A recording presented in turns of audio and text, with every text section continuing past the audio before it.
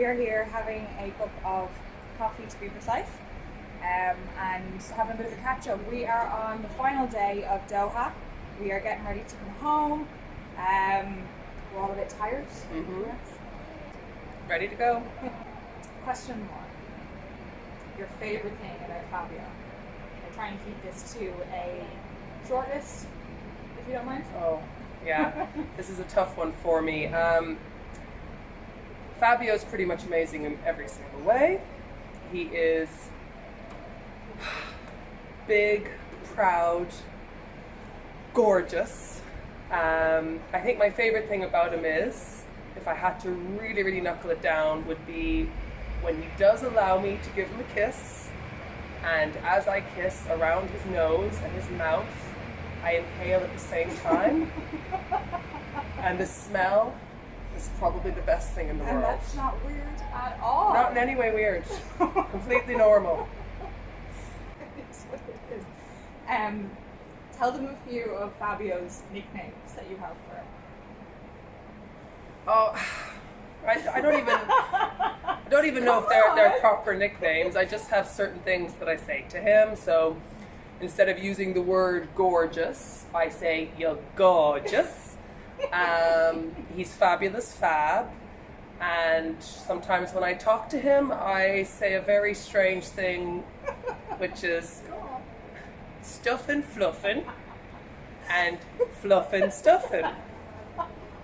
And I'm toning that down for you all because I do not want to be admitted to a mental institution. If you didn't have horses, what do you think you'd be doing?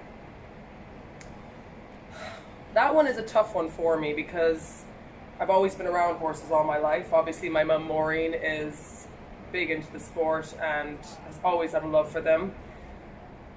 In my university days, I studied social science, and I was kind of thinking about social work. Quite you. Anyway, basically, I just did university to do my education and then go back to horses as quickly as I could. Box ticked. But yeah, exactly, box ticked. Yeah, I do like to help people, so I think it would be something along the lines of being around people and helping them. Cool. This one was actually a really popular question. We got this in a lot. Walk us through an average day in your yard. So a typical day, feeding between 7:30 and 8, stables mucked out. I like to do all my riding in the morning preferably. It's just when I feel I'm at my top game and most energized. So I would ride the few horses then. After lunch is normally a time that I give to teaching or any other odd jobs around the farm that I do. And then we normally typically finish around, I'd say 5:30, 6 p.m. every day. And then in the evenings around 9 or 10 we also do another night check just to make sure they're all good. So how many would you ride in an average day? At the moment I have 3 horses that I ride, that I have on my own horses, but I also take horses in for training, so it can vary. Some weeks I can be riding 3 up to 5 or 6. Does your mom help with that? My mum does, yeah. Maureen would ride, she likes to ride our 8-year-old Joey, show name Valzerberg. She spends a lot of time with him, but yeah, we go between the two, yeah. If there's days where I'm really busy, she might lunge a few for me, the young ones, but yeah, it's a team effort. Yeah. And what about the stables? Stables, myself, I do those with a friend of ours up the road, Nikki Breslin. Oh, look, Nikki. Yeah, Nikki's brilliant, and yeah, she comes in definitely 5 days a week and helps out, which is brilliant. What was Fabio like as a 4-year-old? You bought him as a 4-year-old. Yes. We have mentioned that it was a diamond in the rough situation, spotted by Maureen. What was he like as a 4-year-old? Talk us through Fabio. Because, and the reason I asked this question, or I can relate to this question being asked, when I've had young horses, like I've had moments where I'm like, oh my god, what am I after doing buying this horse? Like, you just don't know if you're going to come out the far side, yeah. You know, and he obviously has. I want you to tell me that he wasn't easy so that everyone can relate to it, but actually tell us what he was like. Yeah, when Fabio first came into our yard, it was through a friend of ours, Lena, from Germany. When I first saw him, and Mum had said that she quite liked him and she thought he'd be one that we could do a quick turnover. We thought he'd be a good all-round amateur horse, and we were helping out a friend. So he was bought to sell? He was bought to sell. He was not a keeper. And to be honest, when I saw that Maureen had chosen him, I was surprised because he's not far off 18 hands. He has feet like dinner plates, a huge head the size of my torso, and a white eye, and hair about this long at the time. So I'm not going to lie, it's thanks to Maureen we have him. I wasn't overly sold on the situation. When I started riding him, I realized that I could not turn to the right, which, as somebody who was riding up to like international Grand Prix level, was shocking to me. So you just come down alongside and want to like change the rein across just turn. Just didn't happen. You just kept going. And to make it worse, we were resurfacing our arena at the time, so at the far end there was 10 meters, the whole short side 10 meters down. Yeah. There was no sand. I just had jump poles across so that we wouldn't go down there, and it was hardcore. So there was a deadline. Yeah, I was going towards it and I couldn't turn, and I was turning to my trainer Maureen and mother and saying, please help me. What am I going to do? I can't stop and I can't turn. And we were only in trot. So Fabio wasn't initially the easiest as a 4-year-old. But You didn't compete him as a 4-year-old? No, Maureen competed him in his 4th and 5th year and was preliminary national champion on him. And then he started getting a little bit big for his boots, and I took over the ride. I said I'd take him to a few shows for her, and never gave him back. Another one similar to one we have before. Have you always wanted to do dressage, or were you involved in any other area of the horses beforehand? No, I think dressage was always what I wanted to do. I mean, my mum tried the usual typical horse mother of, you need to go out, and she sent me on a hunt once, and all the pictures, I'm just very, very unhappy in the background and very pale. Crying? Probably crying. I did a lot of crying. Still does. Still do. Yeah, and she tried to do a little bit of jumping, and I had to because I did my BHS exams. I had to do a bit of jumping, but no, it wasn't for me. I like to stay close to the ground. So it's always been a dressage thing. And you have some of the biggest horses I've ever seen. Yeah, close to the ground on the biggest horses you can find. Another question was, how often do you actually train Fabio? So what does a week look like for him? Yeah, Fabio's week now, his training schedule has changed quite a bit because, I mean, he knows his job. Yeah. He's very good at what he does. He's got an understanding now, so I like to keep a lot of variation for him. Unfortunately, I can't hack on my roads. They're just too dangerous, big deep ditches on either side. But, in the summer months, I take him out to the field, hack him around. He gets turned out every day. There's easy days, stretchy days. So I probably only work him a little bit more intensely, about 2, maybe 3 days a week. But most of the time, it's a lot of stretchy, walking, suppleness. Yeah. I'm not doing all the fancy stuff all the time. He knows that. I'm more just keeping his body tuned and supple. What would your advice be for someone wishing to move up levels? I suppose the biggest thing is to keep focused and really stick with the training. It's really important to have a goal.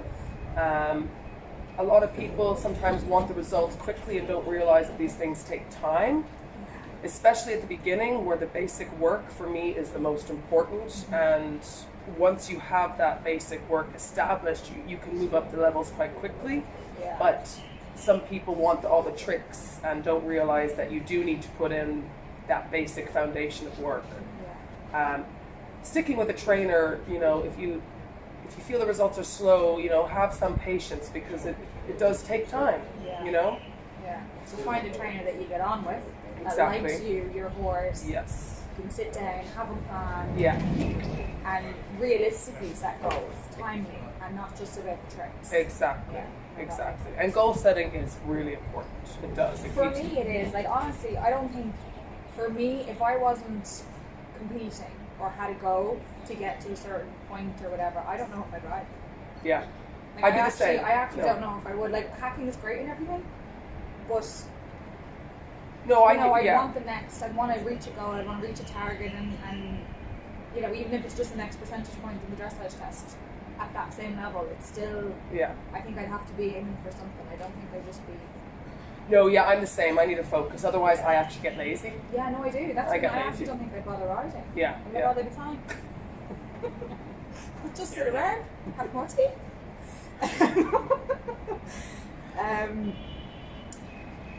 What would your advice be for finding and obtaining sponsorship? So we know, everyone in the horsey business knows that horses are expensive. Like, Yeah. I mean, we're not going in with it with our eyes shut. We're fully aware of the expense, time, and everything that goes into it, and we do need help.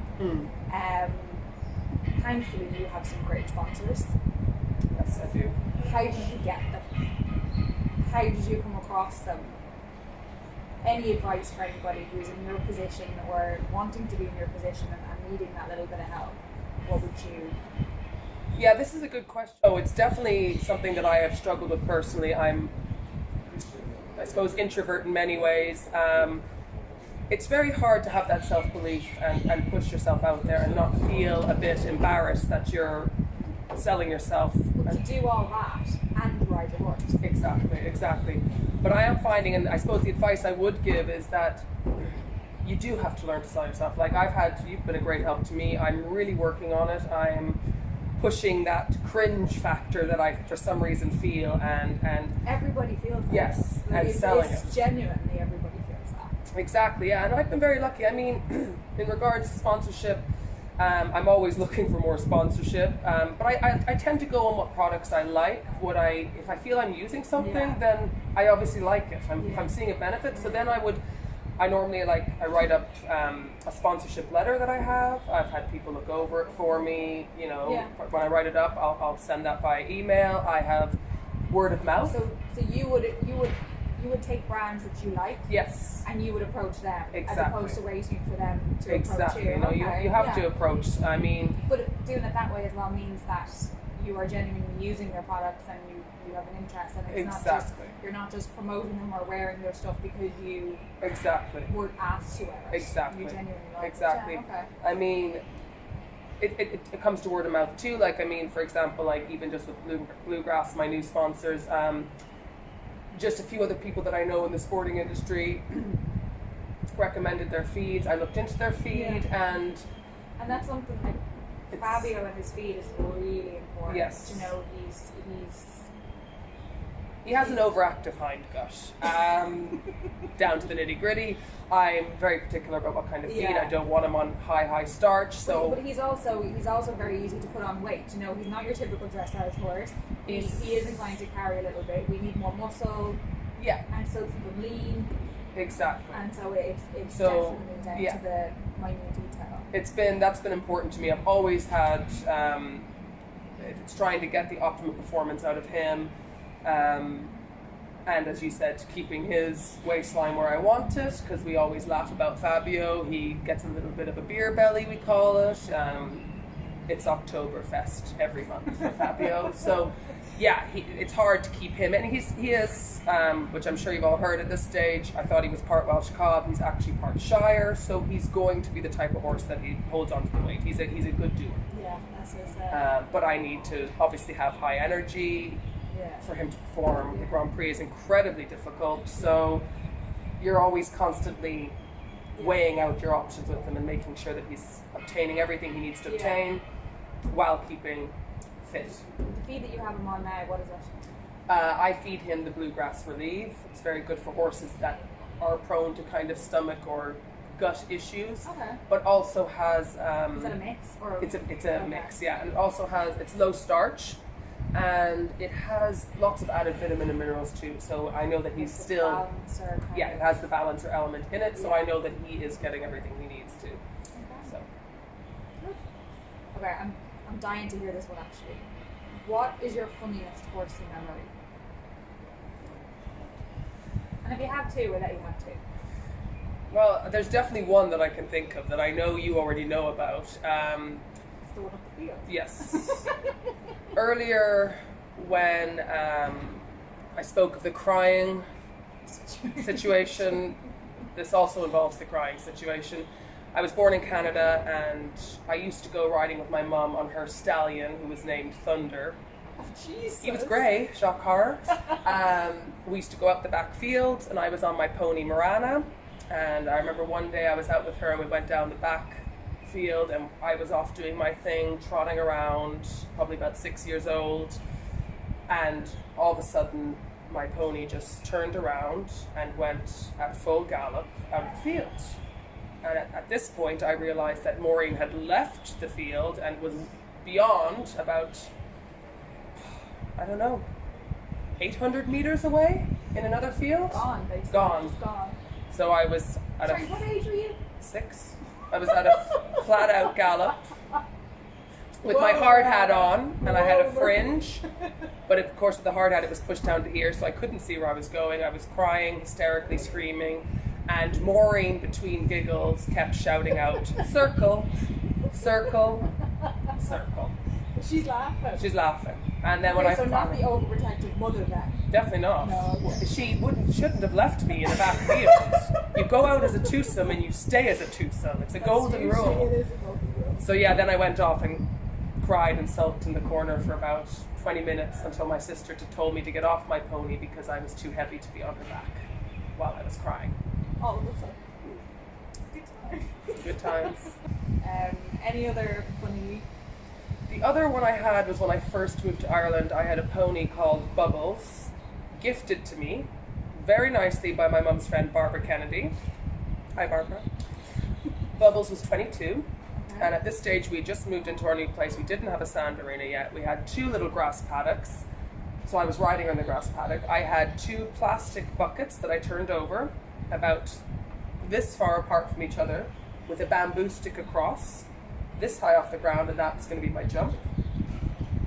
So I'd go halfway down the paddock, turn around, come towards the jump.